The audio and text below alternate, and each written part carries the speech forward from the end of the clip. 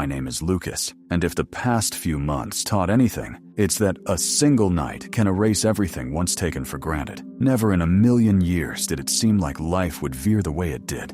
But it did, and it all traced back to her bachelorette party. That night didn't just dent a celebration, it cracked trust. So lean in. This isn't just about the night the bottom fell out. It's about the slow build that led there, because none of this sprang out of thin air. It layered up, bit by bit. I met my fiancée, Harper, through a local book club I'd been part of for a while. It was a low-key circle of readers who liked discussing whatever they were working through. She caught my eye because she carried this quiet, anchored presence, genuinely tuned into the conversation. That was the first thing that set her apart. After the meeting, we happened to walk out together. I can't remember who spoke first, probably me, but we drifted into a short talk about the book, and from then on, it became a rhythm. Every meeting, we'd talk a little more. She lingered a bit longer. I found a reason to sit near her. Before long, post-meeting chats turned into full conversations. Then the texting started. At first, it was about books.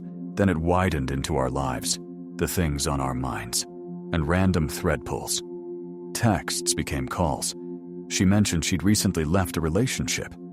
As for me, I'd stayed single, never really clicked with anyone like that before. With Harper, it felt effortless. Eventually, the feelings were obvious. It wasn't whether we liked each other, it was when we'd admit it. When we did, dating just made sense. From there, we moved steadily. We dated more than a year, and there was no doubt left. I wanted to spend my life with her, so I proposed. Right after, we dropped into planning mode. 4 months after the engagement, we picked a date. As the day approached, the excitement kept ramping. Our friends were buzzing, our families were thrilled. Every other day brought texts about plans, outfits, gifts, timing, travel. It was a lot, but the good kind of a lot. As we got closer and did more together, our social circles blended. Her friends became mine. My guys got cool with her girls. We decided we'd each have our own bachelor and bachelorette parties. It felt like a fun marker at the end of single life before stepping into marriage. We slotted them for 2 days before the wedding, leaving a buffer day in between for hangovers and recovery. Because, honestly, most people need that after a big night. It seemed smart with folks flying in from everywhere. My bachelor party was at a nightclub. The guys were ready to blow off steam, especially with so many friends coming in from out of town. Everything lined up just right. The music, the drinks, the crowd. We were celebrating, but underneath that, it felt like a last hurrah before I became a married man. It was surreal to realize that in under 48 hours, I'd be standing at the altar saying, "I do," to Harper. There was this sense of finality, a chapter closing, but also a surge of excitement. Some nerves, sure, mostly the good kind. It felt like a moment that would stick. Meanwhile, Harper held her bachelorette somewhere else. She said it would be just the girls. Some drinks, maybe a club. I figured it'd be a light, fun night with her friends, and I was happy for her. It was her last night out before settling down, too. Later that evening, in the middle of our night at the club, something showed up on Instagram. One of Harper's friends posted a story. There they were, Harper and this girls in matching pink robes, clearly having a blast at an Airbnb. I remember being amused. Pink robes, definitely a choice, and a funny one. Around midnight, I decided to check in. I sent a text. "Hope you're having fun. Love you." I wasn't expecting anything heavy back, but she usually replied fast, even a simple "thanks" or "love you too." This time, nothing. I waited. Still nothing. Odd. I told myself she was probably just caught up with the group too busy having fun. An hour passed. Still no response. What rattled me was realizing her location was turned off. She'd never done that. We wound down around 3 a.m. and headed out. I still hadn't heard from her. I called her phone was off. I figured they'd crashed at the Airbnb, and I'd hear from her in the morning. I went home, lobbed my phone onto the bed, and knocked out. That was my last calm moment before everything shifted. I woke groggy around 10 a.m. My phone rang. My best friend, who was also my best man. I picked up, and before hello could land, he launched right in. He said his girlfriend, who'd been at Harper's Bachelorette, had come home wrecked, massively hungover. She was out of it, slurring, barely coherent. She tried to explain, but nothing made sense. Then she passed out mid-sentence. I was listening, trying to decode what any of this meant. He said he got concerned and grabbed her phone to see what was going on. My stomach dropped as he told me he'd found several videos from the party. I sat straight up. "Hold on," I said. "What do you mean? What did you see?" He paused, like weighing how much to say. Then he told me he wasn't saying it to stir the pot. He was telling me now, so I wouldn't find out later and wonder why he stayed quiet. He didn't want to be that guy. "Forget the preamble," I told him. "What's in the videos?" He didn't stall. He sent multiple clips. In the first, Harper and all her bridesmaids were gathered in the Airbnb living room, hyped for one last wild night. In the second, they were popping champagne full party mode. It looked like harmless fun. For a second, I wondered what had freaked him out, because there was nothing there.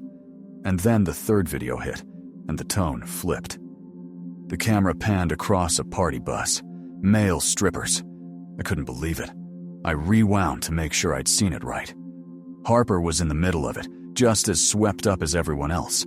The others were playing along, some getting handsy with the guys. The final clip broke me. They were back from the club. Harper was the center of it, wedged between the two strippers. She was all over them, absolutely wasted, letting herself be handled in ways I don't even want to describe. The other girls, also drunk, were cheering her on, telling her to go further. The friend filming kept egging it along too. I couldn't process it. I felt hollowed out. She was supposed to be my bride, and that video made me question every promise she'd made. I took a breath and called my best man back. I thanked him. When he asked, "What are you going to do?" I hung up. Words wouldn't come. One thing was certain. Everything had changed, and there was no unseeing it. Around 4 p.m., my phone finally buzzed. Harper's name lit the screen. I'd been waiting to see when she'd call. I answered, trying to sound even, but I'm sure the edge bled through. She drifted into a thin explanation about how crazy the night had been. "I just woke up. It was wild," she said. I knew better. I couldn't pretend I hadn't seen what I'd seen. I needed to hear truth from her. "What did you do?"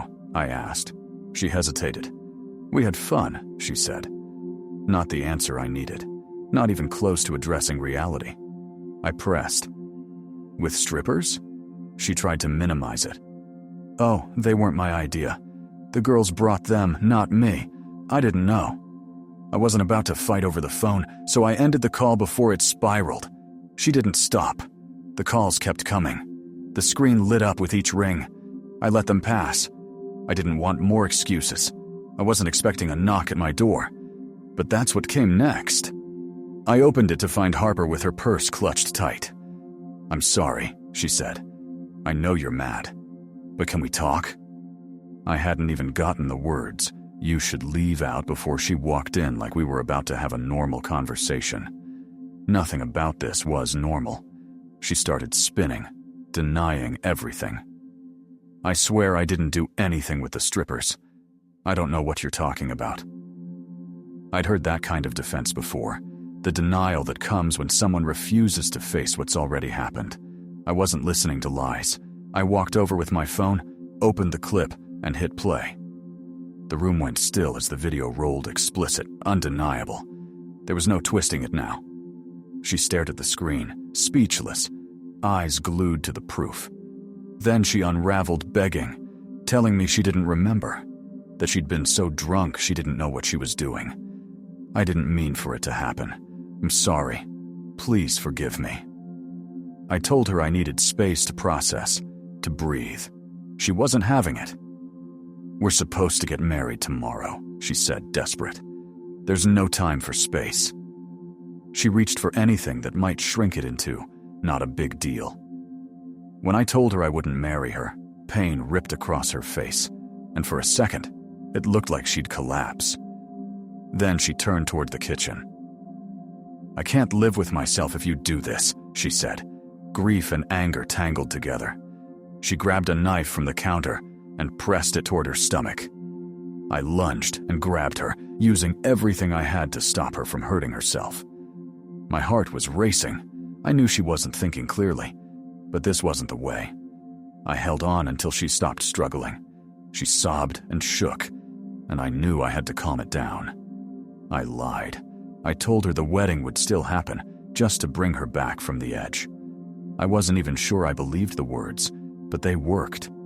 She settled and eventually fell asleep on the couch, tears drying on her face. When she woke a few hours later, she stood up and said she was going to get ready for the ceremony. I nodded. "See you tomorrow," I said, steady as I could. Once she left, the reality hit like a new wave. I knew exactly what I had to do. I threw a few things in a bag.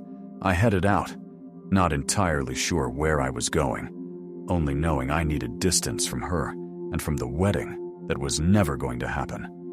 There was no version of moving forward with her after everything I'd seen. When I got to a quiet place, I made the announcement for the people who needed to know. No euphemisms, no hedging. I posted it. The wedding is off because of the disgusting things the bride and her bridesmaids did at the bachelorette party. I knew backlash was coming, that people would say I was overreacting or preach forgiveness. I didn't care. I powered off my phone. I didn't want calls, texts, or pressure. I needed to clear my head, to start healing, even if the first steps were shaky. I booked a last-minute flight and left town. The plan was simple: get away. There was no rush to return to normal, not while it still felt raw. I needed time, even if I didn't know how much. I don't know how long it's been now. I only know I'm far from home.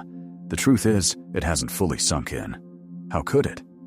None of this matched what I pictured for myself or for the future we talked about. Every time I try to wrap my head around it, I get lost in the details. If someone had said a few weeks ago this would be my story, I'd have laughed it off. I thought I was making the right choice. I'm here, trying to figure out what comes next. And there's no way I'm the only person who's been in something like this. So here's the question. If the roles were reversed, what would you have done? Would you go through with the marriage anyway, or end it like I did? Honestly, I want to hear it, because right now, I still don't know if I made the right call. If this hit close to home, tell me your story. Drop a comment. And don't forget to like and subscribe. Thanks for listening.